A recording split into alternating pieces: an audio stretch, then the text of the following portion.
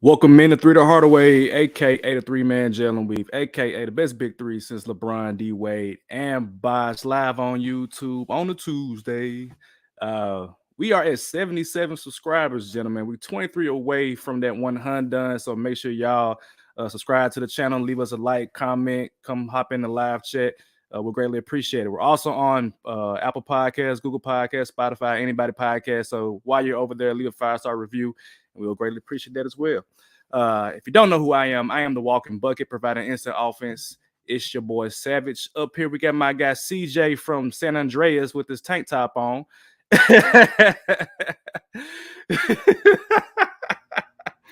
Look, he tatted up and everything. Didn't expect that one. Didn't see that one coming. It's the coach on the sidelines taking them school on and off the court. And when I say it's really shitty, it's really shitty. Shitty, what's good? Hey, I'm so glad you said that. Not the CJ compliment, right? CJ McCollum, but you said the coach, the coach on the sidelines, right? Okay, hold on 1 second for me. Call this man CJ. Oh, we got the polo. Uh-oh, you bringing the polo out? Oh, that makes sense now. That makes sense now.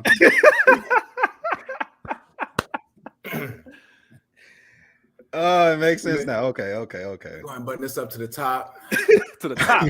To the top. Just got done doing 24 and 3. I'm going to sit to the side a little bit. Good evening, everybody. Ready. I'm ready for this moment. Udonis Haslam, ladies and gentlemen, if you didn't catch the reference, my guy Sheedy has officially put on the polo for Udonis Haslam. I mean, he had a nice 82nd game of the season with 24 points, 3 threes. I didn't know he was shooting three. I didn't know he had like 7 threes in his career. I was like, when did this man shoot threes? Yeah, before and after the games. That's all the time. Melvin said Sheedy starting already. I'm saying, Melvin, this may act unusual. Oh man. Anyway, we got your favorite DJ, Sample Man himself, Mr. Ted Shakir. Took, what's good? What's good, y'all? What's good? I don't know, man. I'm kind of feeling indifferent because like I literally just got off the phone with my mom and I asked her. I said, "Mom, if I'm gonna watch this Freaknik documentary on Hulu, am I gonna be embarrassed?" And she literally didn't give me a straight answer. So I do kind of feel like a kind of way. So silence is golden. She wants silence. She just didn't give me an answer. She dodged the question. Like, hold on. Wow. Hey, man. Hey, when they come out? We'll see. I think sometime this month, next month. Okay. Whenever Luke wanted to come out. Hey, it's a lot going on. I'm hurting.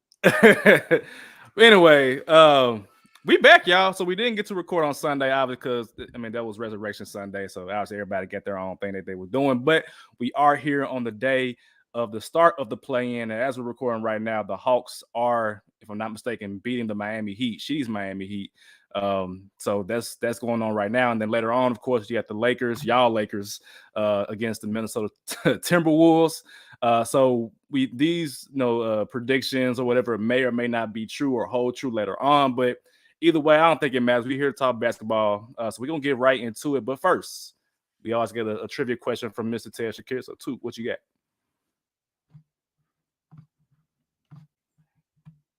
If you can hear me.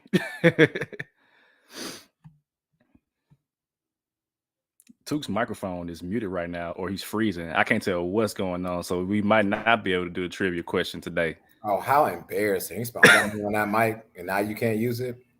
I think this time it actually might be the internet for Mr. Ted Shakir. I hope he don't have the AT&T, boy. Oh, there you go. There we go. We good. Had to switch to Wi-Fi. We good.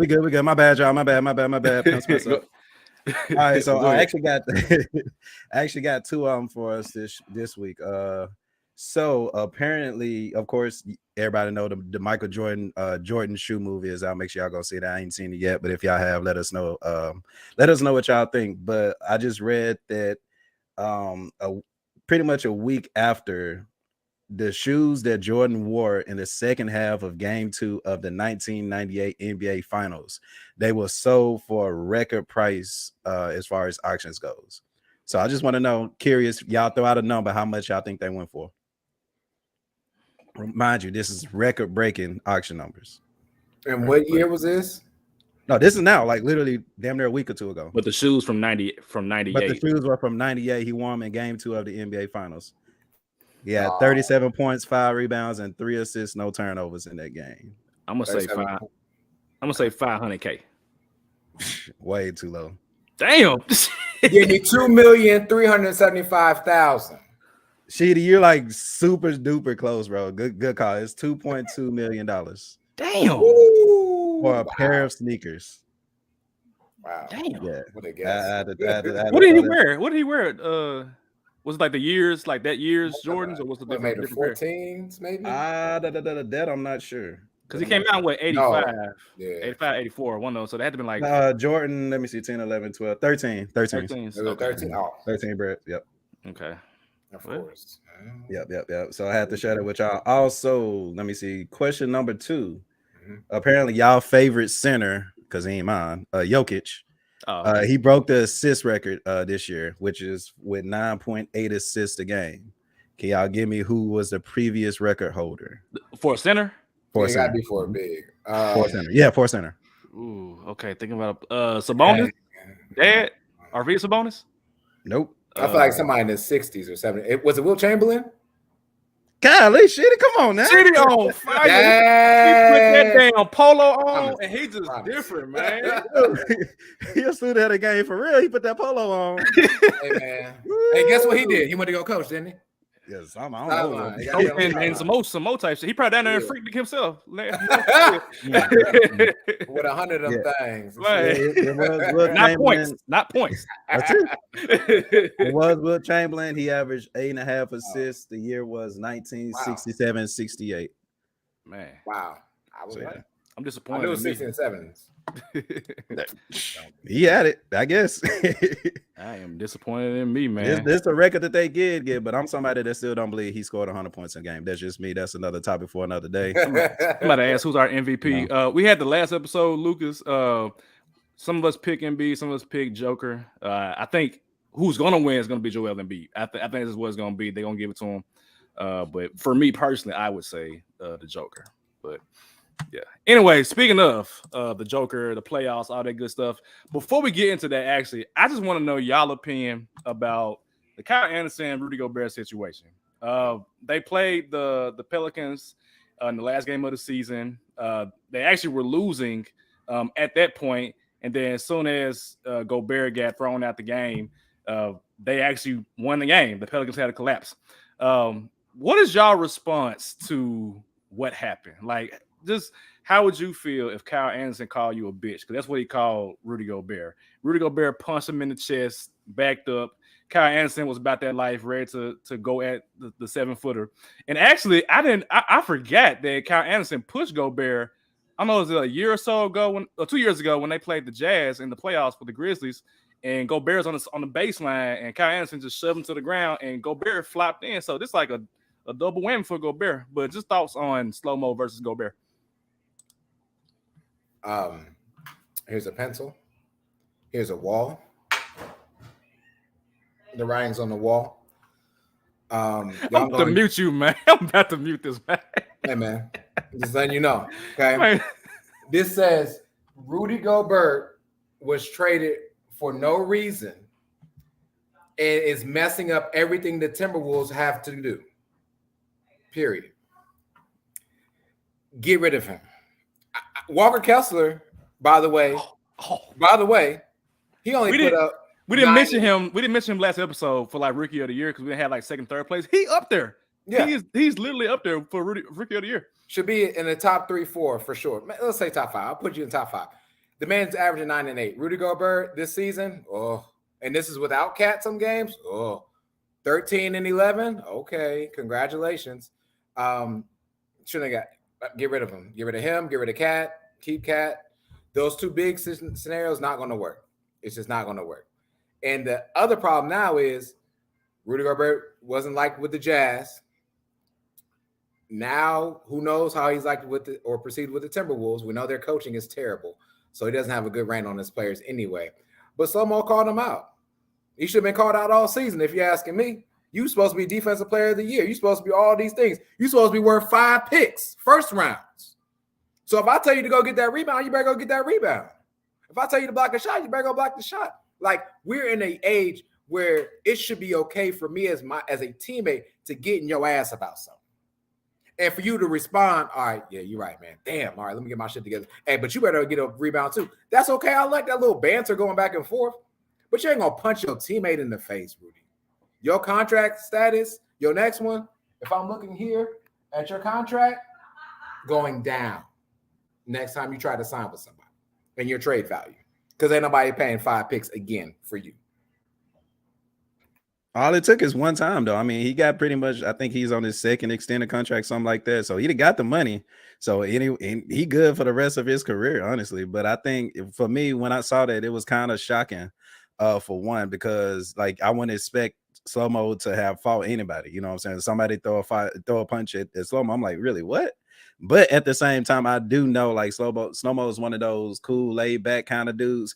But even when he was with the Grizzlies, you can tell he was kind of undertone, like he be talking that smack like under his lip, like when people he do some slick shit. He be saying some slick shit. So it's like I kind of get it, but at the same time, for him to have quote unquote fighting words with somebody, you know, calling your teammate a bitch or whatever, like I didn't expect it, but like I said, you got to call out Rudy Gobert because he could have been player. He could have been playing better at the same time, and you know, hype of the situation like the last 2 weeks, like the Timberwolves really been kind of trying to be in the playoffs. So maybe that pressure did get to him.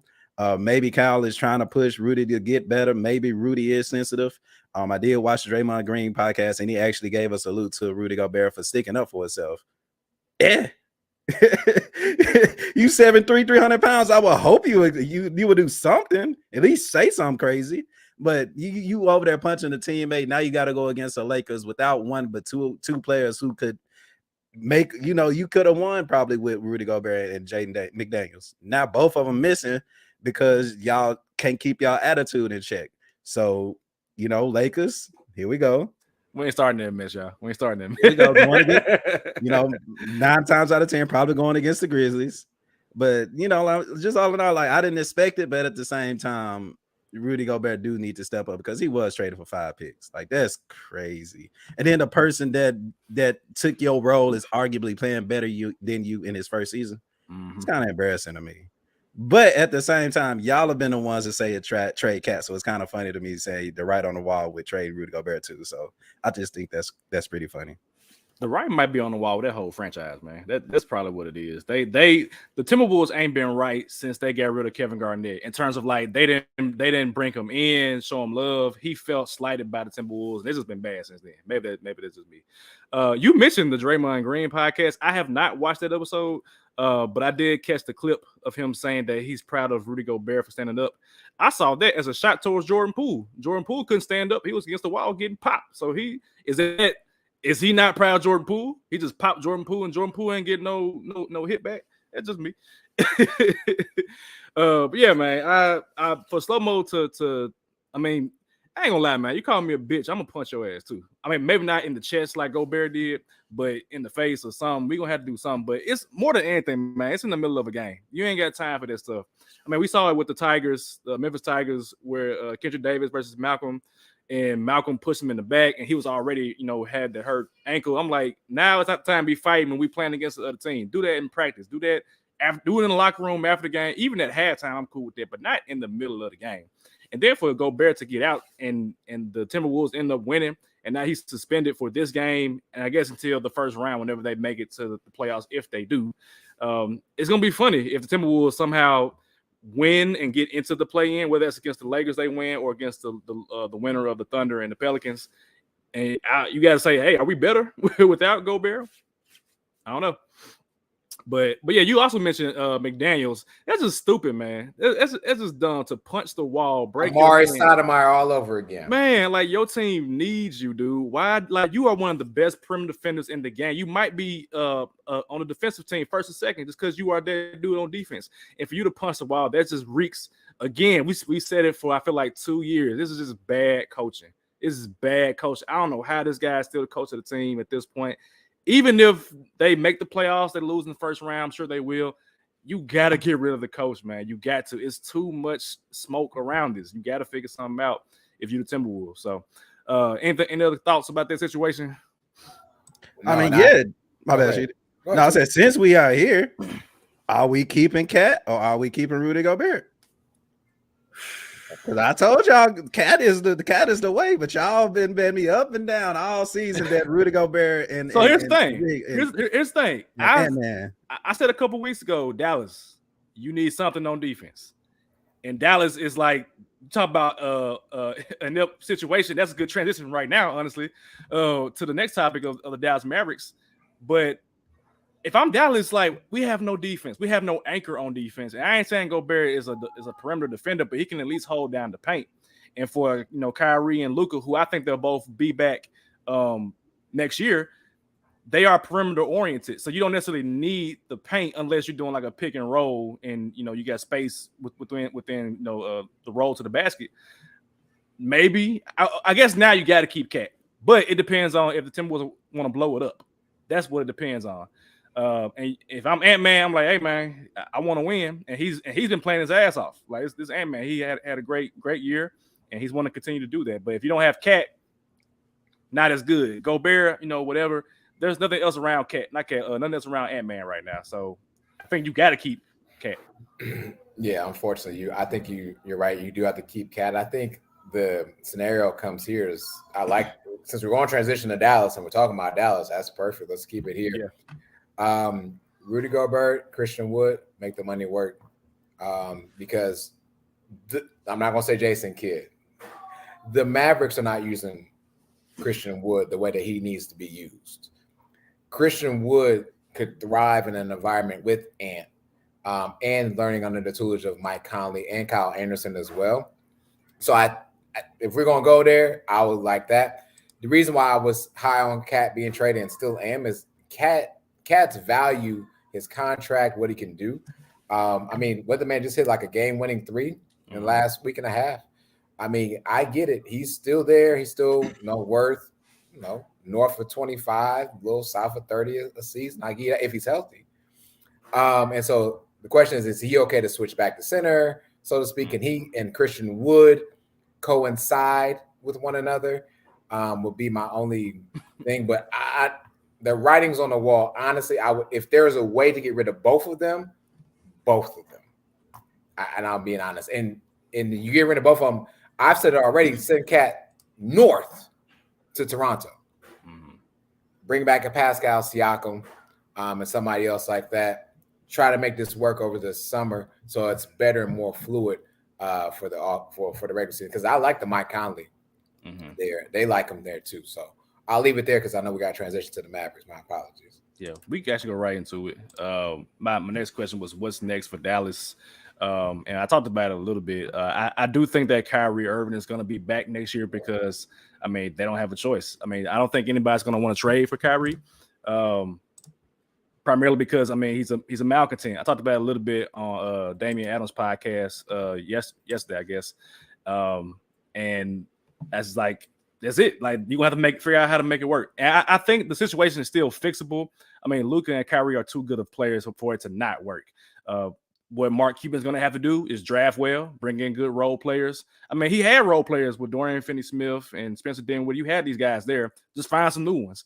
And so hopefully the offseason treats them well. But it was a rough ending, man. For them to go from 4th place prior to the trade deadline, make the trade, and we were like, okay, this is good. Of course, that was prior to the KD trade with Phoenix, so it kind of made things look a little bit differently. But and then for it to just go downhill, I think they were like 9-13 or something. It was a losing record with Luka and Kyrie, and Luka was fed up by the end of it. But they can fix it. It's just they got to work through this offseason. And I think they're probably going to get rid of Jason Kidd and try to figure out who's going to be the coach that's going to coach it up properly as it should be. But that's going to be a challenge for whoever it is. We know it won't be Steve Nash. It might have to be. I want to say Ime Udoka, but it's like I can't see that. I can't see that because he had not Kyrie, but he had a situation in Boston where it was like too much going on. So yeah, I don't know. I really can't speak for Dallas, but I hope it turns out better for them.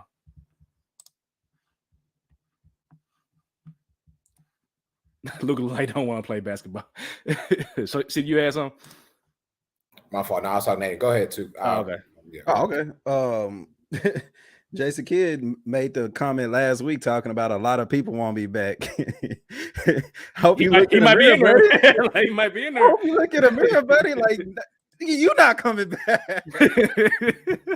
And if he does, yeah, if I'm Luka, I'm out of there, man. So first things first, I do want to I don't know if it's a such thing as semi-apologize, but I do want to semi-apologize to my alien brother Trevor. We kind of had like a little small debate on the last episode of Let's Be Real, as far as like who's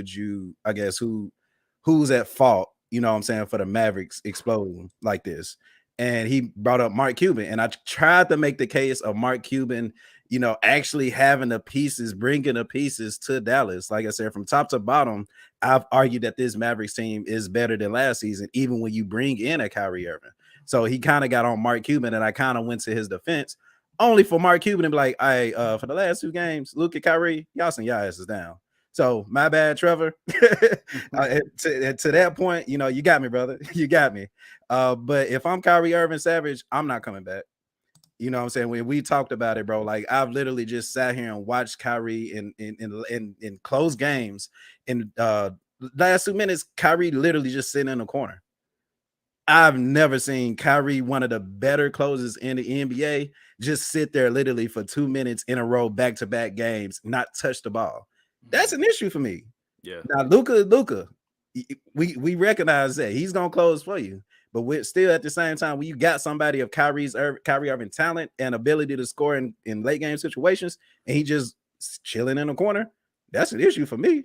So I want to go through that again as a Kyrie Irving through a whole 82 season game? Hell no. So where does he go from here? Because I mean, I don't know. The Lakers, y'all. I'm saying y'all. Do you see Lakers?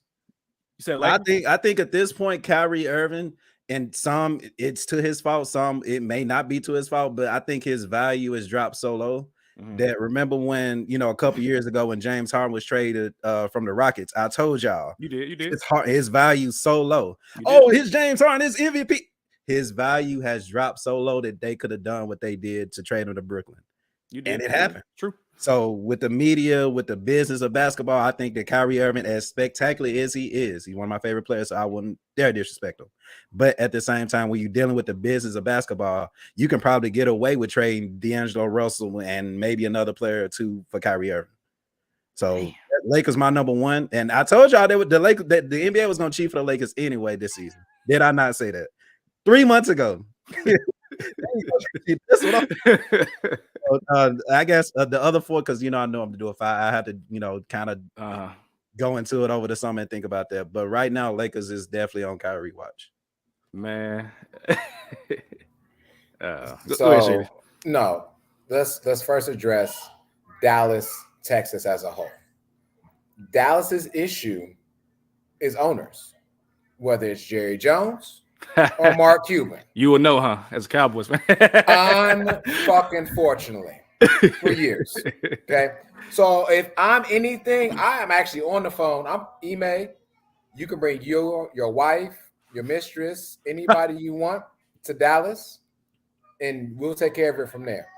Because how long do you think Luka is going to be on the team if you bring in Ime Udoka, who is a defensive-minded coach? Will it be to keep Kyrie for Ime and Luka leaves? Mm-hmm.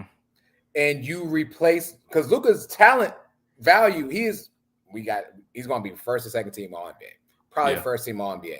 You get a lot of value out of Luka, and you replace this team, and you give Kyrie more or less the keys to this, and say, okay, Kyrie, I hear you, defensive minded. To your point for Ime, let's build. But we're talking defensive minded. Let alone the Celtics put up a lot of points last season. To be honest, what Ime did was unlock Jason Tatum and Jaylen Brown to learn how to play together to the point right now, Jaylen Brown is going to the point that they're unlocked a lot more right now. And I think he can at least try that. Jason Kidd is not it. He wasn't it for the Nets, the Lakers, the Bucks, you name it. He's not it. And again, writing is on the wall for Kidd. He needs to go. And it's okay. Like, name that now and try to find another candidate that can do better than him. Get somebody from the Warriors bench. Get someone from the Bucks bench. Get someone with some pedigree to them. And don't just hire, I don't know, a Blazers assistant or a Magic assistant. You know what I mean? Like, get somebody with some clout behind them. Yeah, that's been there for some time. that's what Sacramento did. They hired Mike Brown, and we see the results of that. Yeah, and we lighten that beam. We'll talk about that in the first round. But as it stands right now, you need a new coach. And if Luka does not want what Ime can bring, then Luka, you can go. And that number 77, you can go, because that's one of the ugliest numbers I've ever seen in my life. It's not cold, man. It's not cold for him. Hey, you know damn well they finna go out and hire D'Antoni. Stop playing. And they're gonna be like every other Texas team, not making it to the finals anymore. You might as well. You're right. You might as well hire D'Antoni. He already been to Houston and blew that up, didn't he? Hey, you know what's crazy about that? This is the first year since however long that a team from Texas has not made the playoffs. That's crazy to me. And when I think about it, I'm like, damn, the Rockets were good at one point. The Mavericks were good at one point. Spurs been good forever. That's crazy. That's crazy. But let's get into the playoffs, ladies and gentlemen. Sheedy, what is going on right now with these Miami Heat? I know you probably not watching the game closely since we on this podcast, but when I last looked, it was a 20-point game. Now it's 15 points. I am, hear me out, loving it. Loving it. I hope we lose this game to the Hawks. And we line ourselves up for another home game, because we'll get one, because we are the 7th seed right now. And we play the winner of the Bulls and Raptors, right? Yeah. Wink, wink. It's all about scenarios and matchups. Okay. To me, the Heat do not match up well against the Celtics. Oh. The Bucks, without Chris Middleton, we match up a little bit better. I remember that wall in the bubble. I remember that. So we're missing Jay Crowder here, right? Yeah. Because he was sensational for us during that time, and Andre Iguodala with that crazy hair. But now all of a sudden he keeps a good haircut in Golden State. We would rather be the 8th seed than the 7th seed, in my opinion. Interesting. And it's a better route, because if we'd be the ones to beat the number 1 seed, to beat Giannis and company, who is also MVP candidate, by the way, ladies and gentlemen. No, we didn't name that. Mm-hmm. And then we play the winner of the Cavs Knicks. But again, one game at a time. Yeah. I'm okay with us being the 8th seed. Okay, that's fair enough. I don't have much to speak on, because that game going on right now, and it'll top 10 hooping though.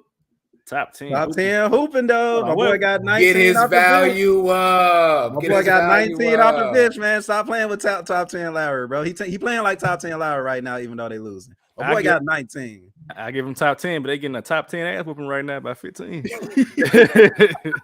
So I'm looking at. So we're gonna bypass this game. Let's get straight to the Lakers and the Timberwolves, man. So if you are watching live, we're able to kind of preview that game right now. But after the fact, that game will be over with by the time you listen in the morning. But Lakers and Timberwolves, who y'all got winning?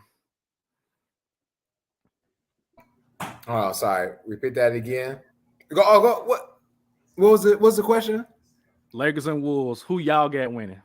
It ain't a y'all. Who you got winning? You know who we got. I got the Lakers winning. Does that mean that they don't make in the playoffs? What? Does that mean the Lakers make the playoffs? The Lakers about to make the playoffs after everything that have happened this season? Wow. Who would have thought it? Who would have thunked it? I did say early on the Lakers would make the playoffs if they got rid of Russell Westbrook. I did say that early on in the season. True. And they did get rid of Russell Westbrook, but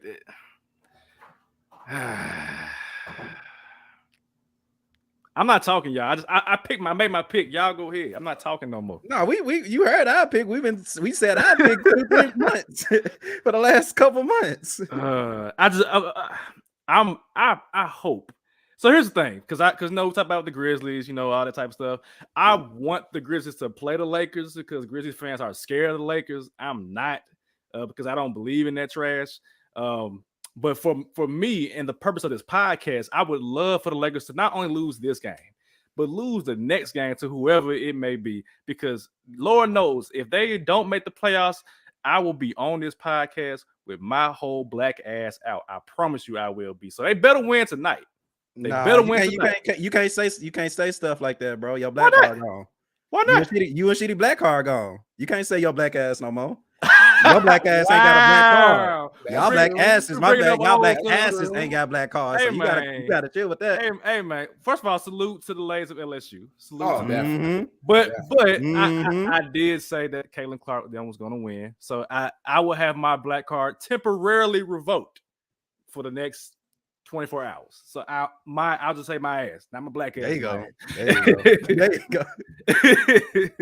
So we all have the Lakers winning, unfortunately. But again, if they lose this game and the next game, I'm gonna act a donkey. I'm gonna act crazy. I'm gonna act crazy. All right. The games tomorrow. Let me see. We got Bulls and Raptors. Does anybody care about the series? Who win that? Who win that? Because I don't even care. Bulls.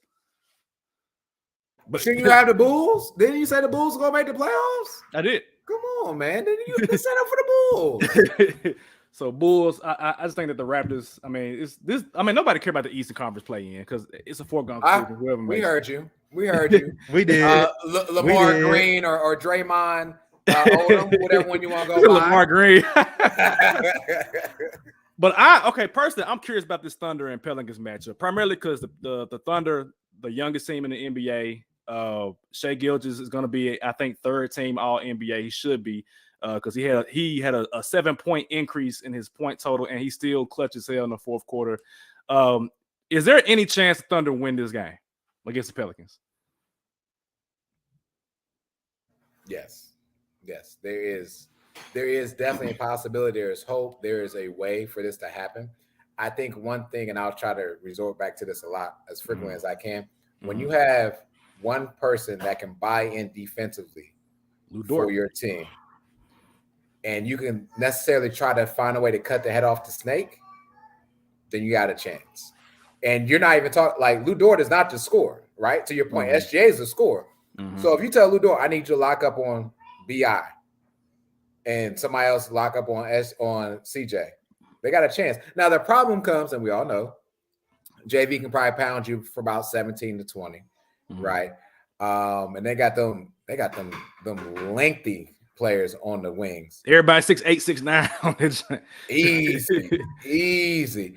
The question is, are they going to show up? Yeah. Well, we talked about rookies of the year. Jalen Williams is nice too, y'all. Like that man is nice too. It's one of them. It's two Jalen Williams, but the one with the hair is nice. Yeah.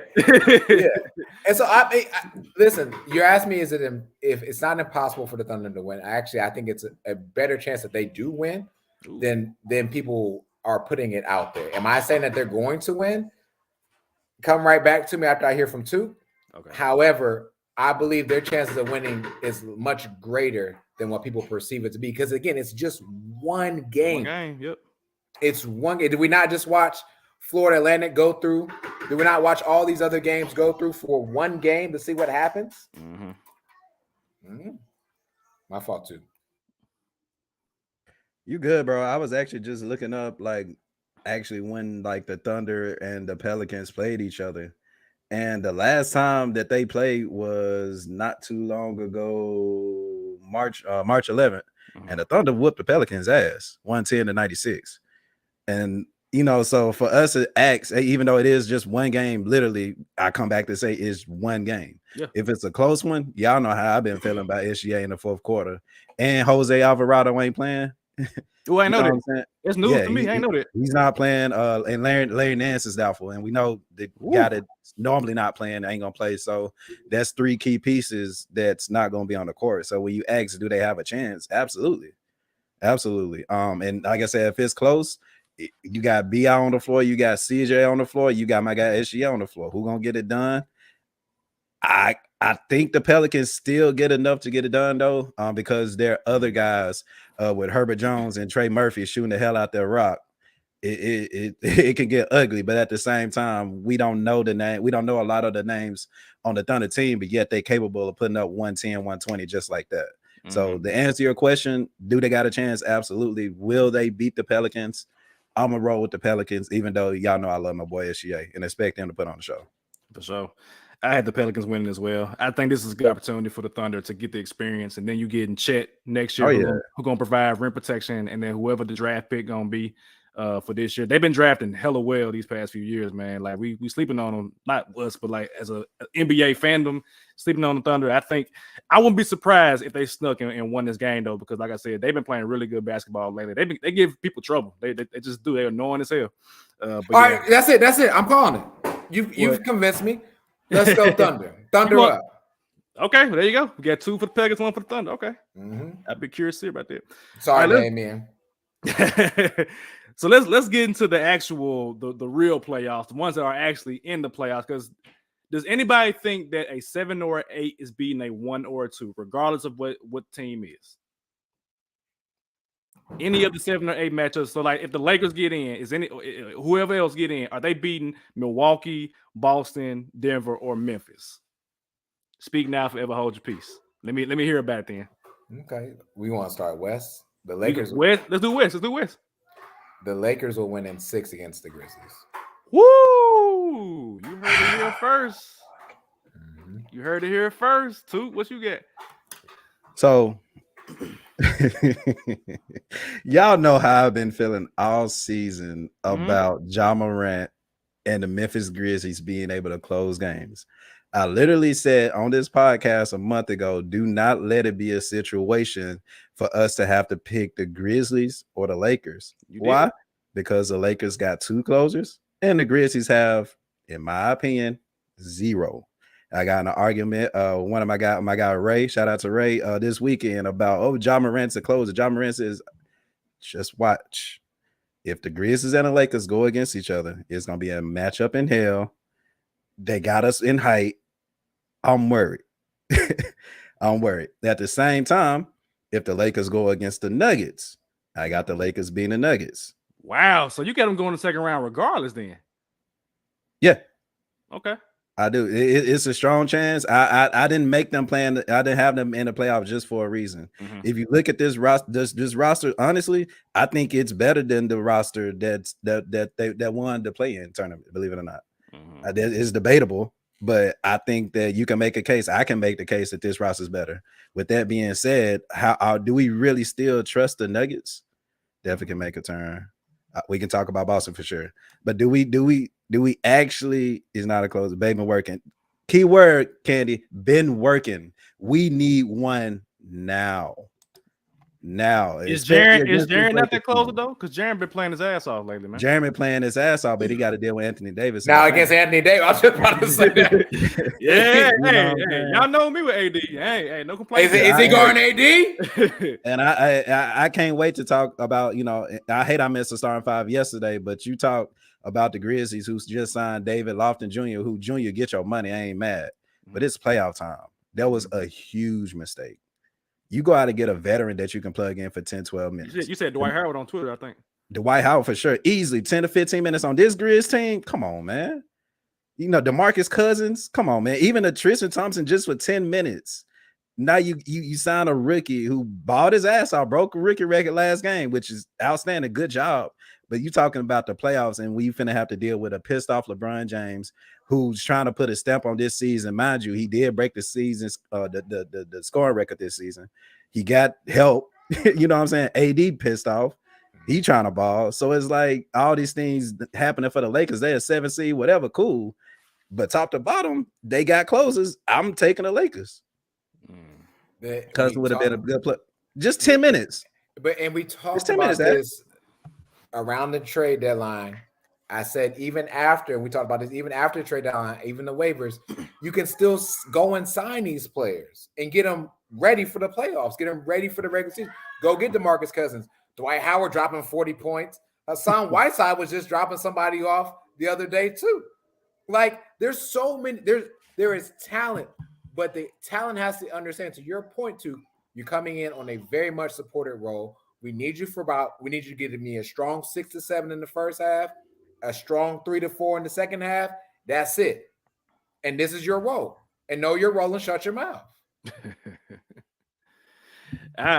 Maybe maybe I'm just not as of a believer in other big men because I'm like they got who they got at this point, and the Grizzlies they've recently have proven us wrong. I mean, we kind of got on them at the trade deadline as far as like just having Luke Kennard, but Luke Kennard has been a godsend for the Grizzlies as far as like shooting. So maybe it's a matter of like we just got to trust what the process is with the Grizzlies. And then as Candy mentioned, I think something going on with Steven Adams in terms of like gamesmanship on the part of the front office and the coaching staff, where they're saying that potentially, well, it's not Grizzlies PR directly, but they're saying like, oh, Steven Adams might require surgery.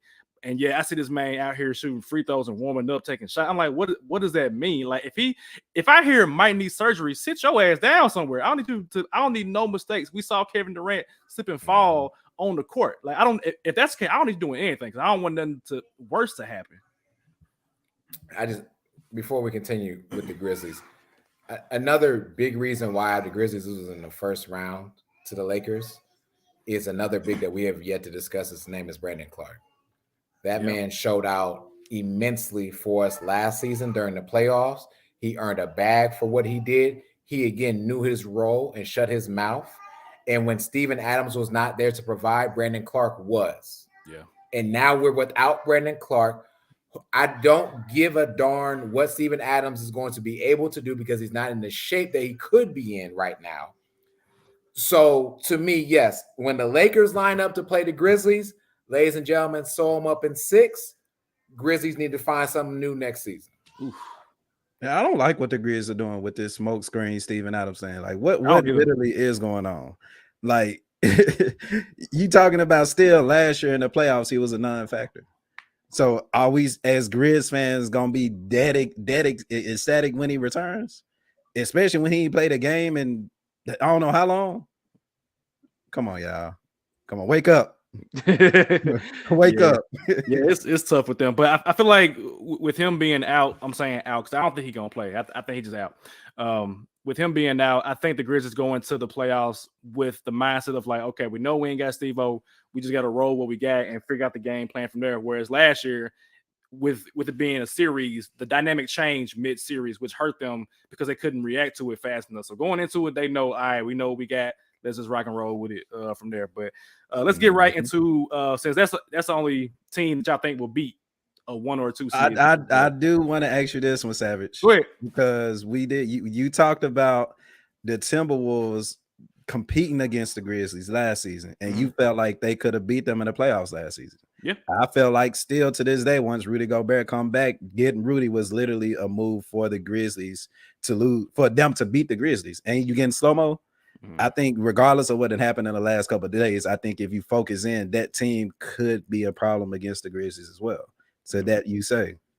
My counterpoint is the Grizzlies got shooting now. They got Luke and Bane. They didn't have that last year to where you can stretch the defense out to where you gotta like get somebody that can guard the perimeter because they popping the ball around to their shooters. Like the Grizzlies ball movement is impeccable since they got Luke Kennard. And if you go and do that depth lineup with Ja, Bane, Kennard, Dillon, and Jaren, all of them can shoot threes.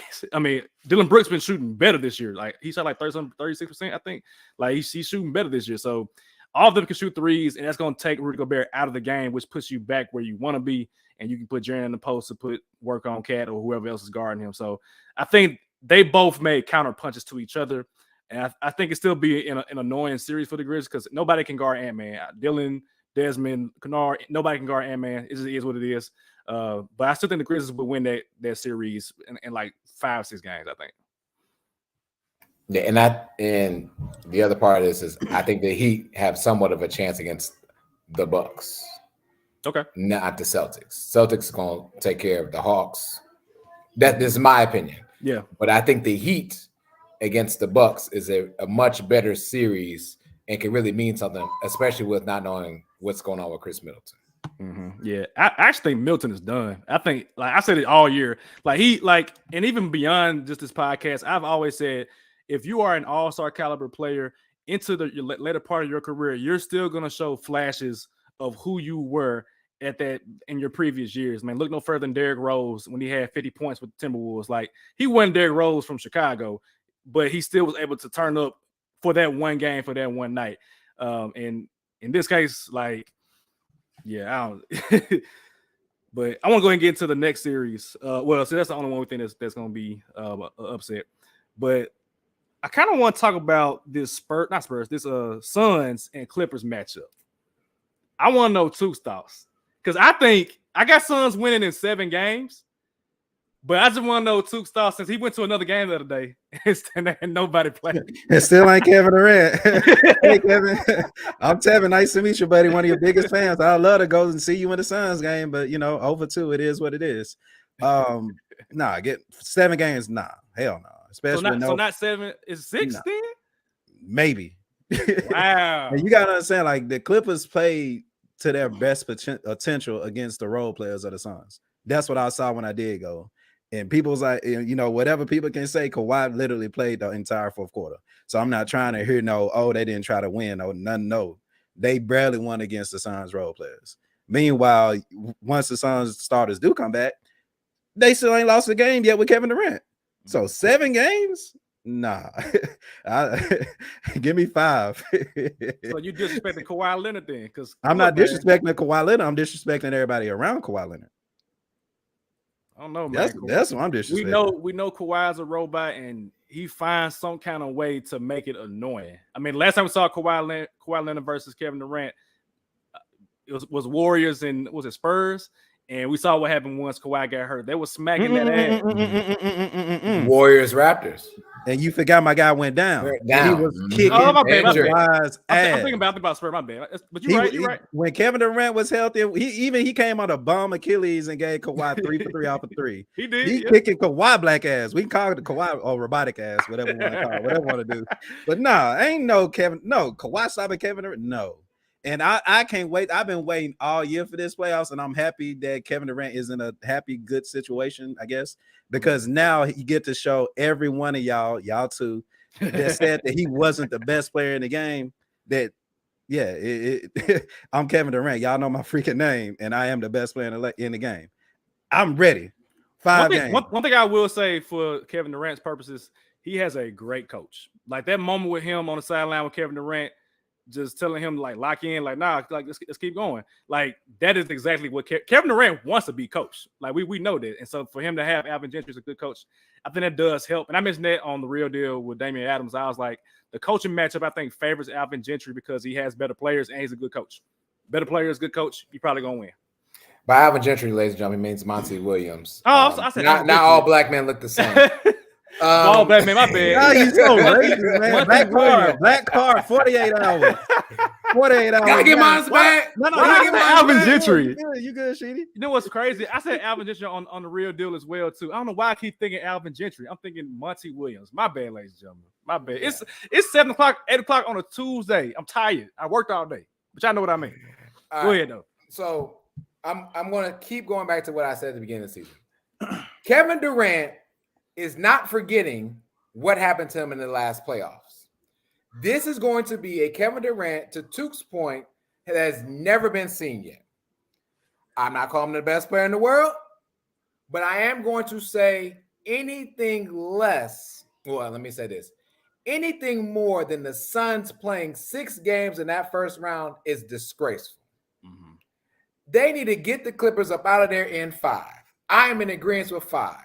And let me tell you why else I'm in agreement with y'all 5. Just smacking Kawhi in the face right now. No, Paul George is smacking Kawhi Leonard in the face. No, Kevin Durant. Russell Westbrook is smacking Kawhi Leonard in the face.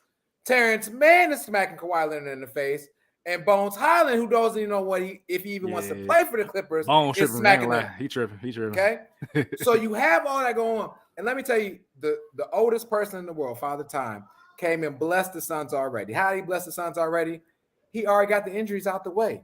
Booker's already been injured. Chris Paul's already had his time. KD's already had his time.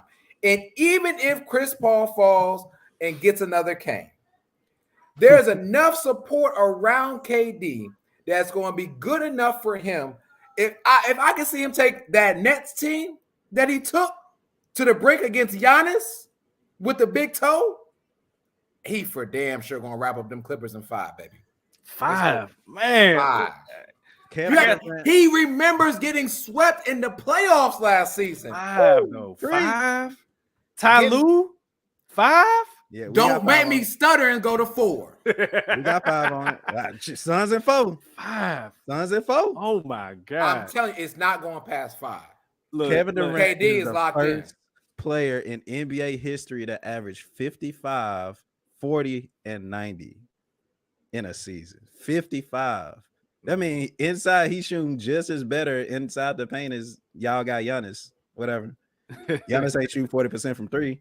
Giannis damn sure ain't shooting 90% from free throw line, but that's y'all favorite play. Yeah, that's y'all best player in the league. Whatever. Go. PG hurt. PG ain't coming back. He ain't coming back. I don't think he's coming back, but I just got too much respect for Kawhi Leonard, man. Kawhi robot. Asking got Suns in 6. I got him in 7. I think Suns gonna win, but I'm not gonna disrespect Kawhi Leonard like that. It's matchups. That's the problem. The matchups. If they could have been a 3 seed, things could have looked different for them. Hey. But the way this is matched up, LA again, the first team back to California, ladies and gentlemen, this season will be the Clippers. I like it. Okay. I like it. It's gonna be a good one. What I said. It's gonna be a good one for this podcast because let it get to game 5. Let it get to game 5. Let it be 2-2. I'm hurt. Hey. All right. Next matchup. Early on in this podcast life, we had an episode that was called Light the Beam. Sheedy was the first guy that I know ahead of the curve in terms of like the Sacramento Kings. He warned us early on. He said, hey, y'all, the Sacramento Kings doing something over there. I personally was not a believer because I was like, nah, they ain't got no defense. I seen them make moves before, nothing happening, but they are in a matchup with, I think, long-term, their rivalry in terms of like the historical context. The Sacramento Kings versus the Golden State Warriors. Who y'all got and in how many games and why? Shall I? I'll go. Go ahead, Coach. The second California team to be sent home will be, because these are both California teams, so you don't know who I'm going to say, actually. Sacramento, Golden State. Will be Golden State in 7. Woo! Now, the thing that hurts me the most is Andrew Wiggins coming back for the Warriors, because what I saw him do last season wasn't remarkable. Sorry. But again, these beams have somebody on their team that could do something very similar. Mm-hmm. So I got the Kings in a 7-game series, and it's going to come down to somebody's got to play defense. And I think each one of them is going to win a game against each other at the other place. I about to say, how many road games ain't winning? Because that's why I asked Damian. I was like, look, the Kings are the best team in the league on the road. The Warriors are literally the worst team on the road. And I think they're each going to take a game from one another on the road. I think the pendulum's going to swing. That way people are like, oh, well, the Warriors won a road game. Yep, the Kings going to come back and win one against them. It's going to end in Sacramento. Mm-hmm. Golden State, goodbye. Second team. So, what you get? Everybody talking light the beam. Unplug that mode. I like it. You know what I'm saying? They've had a very fun season. This will be the first time they make the playoffs in 20 years. So anybody betting, make sure you bet on them to win their first home game there. At the same time, they hadn't been there in forever. You know what I'm saying? And it's gonna hurt not seeing Andrew Wiggins come back because I think he's gonna be a key factor. But again, like I listen to the Draymond Green podcast because he's one of my favorite analysts. Period. Like he breaks the game down to a point where it's beautiful. Yeah. And one of the things that he was talking about, I think it was Draymond. Forgive me if it's not, but when Draymond gets on Sabonis and Gary Payton II gets on De'Aaron Fox in the pick and roll, that's gonna be kind of like their deadly thing to do as far as defensive go. Switching that. You can switch that. For number 2, y'all know how I feel about 3-point shooting teams. 3-point shooting teams, if you ain't the Golden State Warriors, 3-point shooting teams don't win many series, period. But they definitely ain't gonna win no championship. So that's another top for another story. But the Kings are a 3-point shooting team. De'Aaron Fox, that's my guy. I expect him to go ham. I expect this Sabonis to go ham. Everybody else, we gonna see. But I will say this, Sheedy, if you're right, I hope to God that this is the wake-up call for us to get Jordan Poole off this damn team. So a part of me kind of want the Kings to win. It's a lot of fence riding on this podcast, ladies and gentlemen. A part of me wants the Kings to win. Light the damn beam up, get Jordan Poole out of there. But I think the Warriors, that championship status is gonna come out. You're gonna see game 6 Clay, and I think that'll be the close of the game. So give me the Warriors in 6. I had Warriors in 6 as well. I got too much respect for Steve Kerr. Until they prove me otherwise, at least in the first round. Second round, come back and see me. But first round, I'm like, nah, give me the Warriors. It can be 4, 5, 6, 7. Just give me the Warriors. I don't care. Sheedy, real quick, this game. Y'all back. Down 6. Yeah, speak on it. They finally got people there. Then, you know when these happen? Take this off real quick. Put in Udonis. Let's go. Put in Udonis right now, baby. Put him in. Take the polo off. Put Udonis right back in, baby. We need the 8th seed, Eric. The 8th seed, not the 7th. The 8th seed. Oh man. All right. Next matchup. We got the Cleveland Cavaliers versus the New York Knickerbockers. Woo! This is probably the most even matchup I think that we got in terms of just like pure basketball, like not like the futuristic version. This is like old school basketball. I got my score, I got my big man. You got your score, you got your big man. Who y'all got and how many games? This was the hardest for me. But because I know my guy Spider Mitchell gonna show up at every game. And I believe, oh man, I can't believe I'm saying this, but I do think the Cavs do have better defensive players per se. Number 1 defense in the league. So I'm gonna go Cavs. I'm gonna go Cavs. I think Evan Mobley. And speaking of which, how the hell Evan Mobley getting all these defensive player of the year votes besides Jaren? What the hell that's about? Like, I rock with Evan Mobley, but defensive player and not Jared Allen, by the way. Not even Allen. Yeah, that was weird. I thought that was weird, but excuse me for going on. But they do have, like I said, defense. I think they can make life a little hard for Julius Randle. I think Brunson still can possibly get off. It's gonna be everybody else on the Knicks team. Like, what kind of RJ Barrett are we gonna get? What kind of bench performance are we gonna get from the Knicks? These are questions that you kind of gotta ask. As far as Cleveland, already know Garland 20 points damn near every night. Donovan Mitchell, easy 30 points. Everybody else literally know their roles, which is what's been so beautiful about this Cavs team. Isaac Okoro, Mobley, Jared Allen, hey, we're gonna lock everything down. We got guards, y'all go score. And then after Caris LeVert and even Ricky Rubio coming off the bench, it's been solid.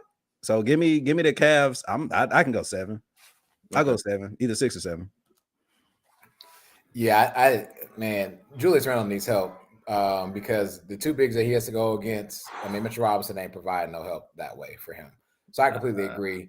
I think in the Cavs, for Tom Thibodeau to be a defensive-minded coach, you talked about the bench. You might get Josh Hart off the bench, and that might be the only role player that you get off the bench with him. Emmanuel Quickley, maybe. IQ. Yeah. Did you name a big, though? I did not name a big. So they got to figure that out. I really think the Cavs are honestly too much for the Knicks. I think the Knicks are going to get away with 2 hot games. I'm going to say 6. I think Donovan Mitchell leaves it all in New York in game 6. That's tough. And really like puts on one of those like performances we've seen before against the Knicks in the Garden, because they didn't want to trade for him and get him there. He's got a point to prove. Give me Cavs in 6, and Donovan may drop 40 on game 6, and it's good night.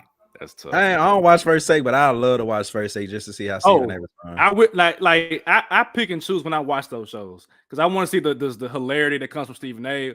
or Shannon Sharp.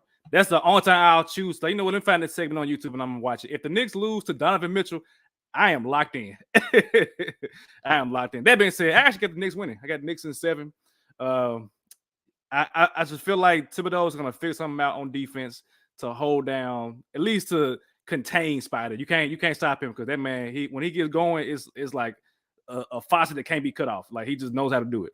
But I think the Knicks are gonna win for no other reason except somebody got to win. It's either gonna be Cavs, it's gonna be Knicks.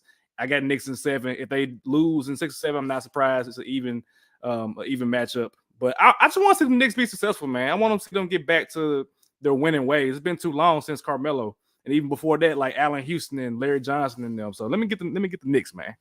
Let me get the Knicks. All right, last matchup. We got Philadelphia 76ers and the Brooklyn Nets. I actually pick, of course, the Sixers. But we talked about on the Real Deal that if Brooklyn can get sneaky with this series, if James Harden is not James Harden, and if Embiid does, he's prone to get hurt at random times. He's missed games in the playoffs before. That can be an Achilles heel for the Sixers. That and the Nets just got good basketball energy right now. I mean, they're not like world beaters per se, but they're back to their winning ways in terms of like it has a good culture. And Mikal Bridges, at the trade deadline, the Grizzlies want to give up 4 first-round picks. It might take 8 to get that man the way he's hooping right now. So I'm gonna actually take the Sixers, and I'm gonna say 6. Go ahead, too. I'm gonna go Sixers as well. I like Mikal Bridges, of course. I think he'll be an all-star next season, but we're talking about this season. I think their guard play is a little too inconsistent as well. When you talk about Spencer Dinwiddie, who have 10 assists, but he probably have 6 points one game, 12 the next, 20 the next, and then back to 8 points. You know, his inconsistency may be in the way, you know, of helping the Nets progress against this Sixers team. I mean, this Sixers team, like I said, from top to bottom, they're ready for the playoffs. Their players are. It's just a matter of, you know, the Sixers advancing past the second round for me. But I think the Nets, I think they can get them in 5. I think I don't put too much on it. If it's 6, it'll be interesting. But I think the Sixers could easily beat the Nets. Even though, like I said, I do respect the defense. I do respect Mikal Bridges. I think they just don't have enough to go against Embiid, who may or may not be pissed from not getting the MVP award. So I'm gonna go there. A lot of factors here, fellas. If I am Jock Vaughn, I'm drawing up what Steve Kerr did last season and putting Andrew Wiggins on ball against Luka, Ja, whoever it may be, at all times. I'm saying that now. That means you're going to put your best player, Mikal Bridges, on James Harden 94 feet. You're going to agitate him and aggravate him. And if Joel doesn't win MVP, does he now go out to try to prove himself to the point where he hurts himself? And then we're done. And then all of a sudden now we got James Harden going to the Rockets and all this other stuff. It's almost inevitable at this point. And I'm not going to keep choosing against y'all. I'll choose the 76ers for now. But please understand, there is a formula to get this done and beating Doc Rivers and this team. And I believe that is part of the formula to do that. Because if you can't get the ball down court to Joel Embiid, then there is no Joel Embiid to worry about. James Harden is your main assistant man, which means the ball comes from his hand to go to Joel to score. Cut the head off the snake. Find a way to stop him. You can make yourself worthy opponents. And I'm going to give him 7 games. We're going to go 7 games. Ooh. But I got the Sixers winning. Okay. But I'm going to go 7. But I'm telling you right now, I would love to coach the Nets right now because the Nets have absolutely nothing to lose. Yep, nothing to lose. While the Sixers have everything to lose right now. James Harden came back because he believed he can win a championship here. Joel Embiid believes he is the MVP. There's too many beliefs behind this team. This team must do well. The Nets have no strings attached. It's like you're having sex with somebody on Tumblr. No strings attached. Okay? Do whatever you want to do. And then get on back home. What was that analogy? There's some times where I need people to mute me sometimes, but I'm so glad y'all don't. Because I promise you, it comes right from the heart and the head, and sometimes I don't be thinking. Not at all. I got to see you in the locker room and just hear what are you saying to your players, because I just know he's saying some off the wall ass shit. Hey, bro. Hey, real quick. I had to apologize the first night I ever coached for the team because, I mean, we're loud and everything, but my voice is going to carry. Yes. And I cussed up a storm. I've cussed in churches, and I asked for my money back because I didn't like the biscuits, okay? I don't care. If you see me step 5 toes onto a floor, please understand this is how I coach. I'm loud. I'm impromptu. And if you're sitting at the scores table, you're probably going to get a show. Promise you. Because I'm going to call him everything but a child of God. Hold on, you just say you took your money back from a church? It was mine to begin with. Nah, it's the Lord's to begin. Like his 10% is he gonna get you. I just want the Lord to know under the sound of my voice, I have tithe this month, Lord, and it's yours. I've tithe this month. It's the analogy was church is chicken, though, but yes. Oh, so 10% of your biscuit. Yeah, cut that 10% off the biscuit. I got you. Gotcha. Hey, that was thank you for the clarity. Thank you for the clarity. Oh man, this man out of pocket. Yes, said my guy grabbed the offering plate, took his tithes back. Right, that's what I imagine. That's literally why he said, you know what? Let me not think about it. I don't know if y'all remember the episode of Proud Family where Oscar he had the string attached to the dollar, and I think it was Peebo who took it to the front and cut the string off the money. Oh man. All right, man. Before we get up out of here, I got one last question. Who do y'all think is the most likeliest of the unlikely to win the NBA Finals this year? What team that you don't expect to win, or other teams that you don't expect them to win, is the most likely to surprise everybody and win the NBA Finals? It's a hard question, I know. Can I put the Lakers in this? No. Why no, you can, because y'all. Because technically, it's an answer. Technically, a lot of people like yourself didn't expect the Lakers to make the playoffs beginning, and I told y'all they would. So I tried to warn y'all, and I told you it could get ugly. They got the best roster they've had since the bubble. They got pieces. They got shooters. They got defenders. They got LeBron James, who just broke the scoring record. They got Anthony Davis, and you yourself made the hashtag Who Guard AD. You put all these pieces together, and they're healthy. Shh. Y'all know. At this point, and for me, I'm happy we kind of talk about this too. Joker is a joke to me. So I kind of want the Lakers to go against the Nuggets so the Lakers can beat them. I'm kind of serious, but we've already talked about the Lakers and the Grizzlies, whatever. The Lakers are gonna make the playoffs, and they are a sneaky, I ain't gonna say a sneaky favorite of mine to win the whole thing. Most likely, unlikely to win. Isn't this crazy to say this? But the Nuggets, because no one has Nuggets winning anything. Touche. So I'm gonna. I got a slash. I got Nuggets and Kings. But notice how so far they're all coming from the West, Daddy. Yeah, because the East ain't got nobody. Nah, they ain't got nobody. I'm gonna go out on the limb. I'm gonna say the Grizzlies.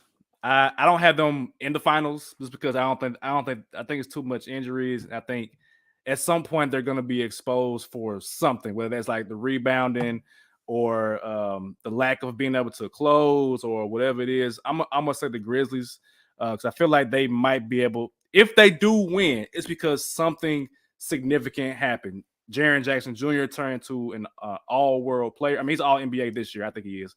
John Morant went Super Saiyan. You know, Desmond Bane and Luke Kennard are not missing their threes. But I have to see it to believe it. And that's why I had them as my, I guess, likeliest of the unlikeliest to win it. But I'm not rolling with them Lakers. Y'all know this. I'll let you speak to, but no. If they make it to the second round, can you rock with us? Because, like, here's the thing, Savage. If the Lakers get to the championship, the NBA Finals, and you didn't support them, I'm not letting you celebrate a goddamn thing if they win their championship. Oh no! I will celebrate if AD wins the MVP. I'm turning up. I will do that. No, we not allowed. Nah,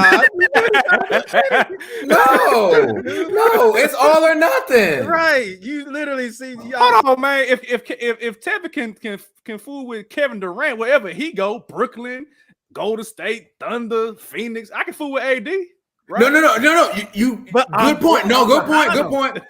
He's fooling with KD and the Suns. Whatever. So which means you need to fool with AD and. Two can't fooling with the Suns, man. So I'm not fooling with the Suns, but I want them to win because Kevin Durant's on the team. You not fooling with the Lakers, and you don't want them to win. There's a huge difference. They can win because of AD, not because of LeBron. That's what I would say. But if they win and you still don't support them, and that's your team that I've known you for, what you say, 13 years? We've known each other 13 years, and you've always been a Lakers fan. So I've never seen you like this. And for you to be like this, and the Lakers go to the championship, and you don't support them the way you're supposed to as a fan, I don't want to see you at the table with us. No, you get kicked out. You ain't even coming in the club. That might say man, I'm at the kids' table. I can't sit with the exactly. You at the kids. Mm-hmm. Damn, that's crazy. Well, I told y'all, if these folks lose, matter of fact, I can't wait. Matter of fact, let's get off this damn podcast right now so I can watch the damn Lakers. Game about to start with about an hour, I think. I think it's like 9:30 game. I can't tell. But yeah. Anyway, y'all, we'll be back next week. No. Back next week. Nope. What is it going to take for you to be a Lakers fan again? They've made the playoffs. They've checked that out. Are you still saying you're not going to be a Lakers fan until the 6th jersey is no longer on LeBron James? Ain't that what I said from the jump? I said check in with me once LeBron is gone. Check in with me then. Because LeBron, I said it for months now, maybe even years. LeBron has hamstrung this team. They got a little bit better, but they're gonna run to a much better team. I don't know why Ashton over here laughing in the comments.